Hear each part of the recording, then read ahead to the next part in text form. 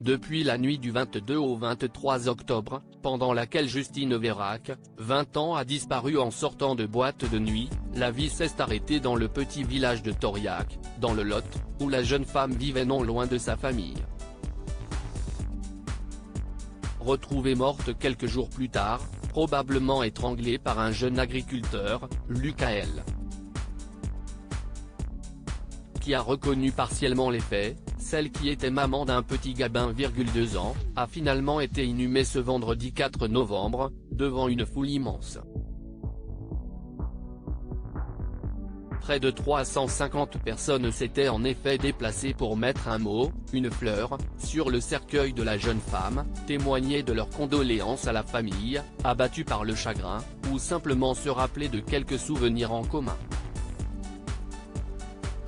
Et parmi les nombreuses personnes de l'assistance, un peu en retrait de la famille, se trouvait Alexandre, le père du fils de Justine, le petit Gabin, à peine âgé de 2 ans et demi. Le jeune homme, extrêmement touché, a cependant tenu à s'adresser rapidement à la foule, promettant que son ex-compagne, qu'il avait quittée il y a 1 an et demi avant de s'installer à Toulouse, serait toujours présente pour leur petit garçon. Elle restera toujours sa maman, a-t-il simplement assuré. On fera en sorte de lui parler d'elle, pour qu'elle soit toujours vivante auprès de lui. La famille, quant à elle, bien trop émue, n'a pas pu s'exprimer devant l'assistance, laissant l'homme d'église assurer que la jeune fille retournerait auprès de sa grand-mère bien-aimée.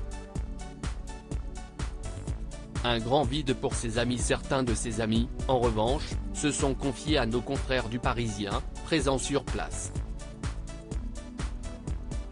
Je me sens mal. Si est maintenant qu'on se rend compte qu'elle n'est plus là, a raconté l'une de ses proches qui était également dans la boîte de nuit ce soir-là.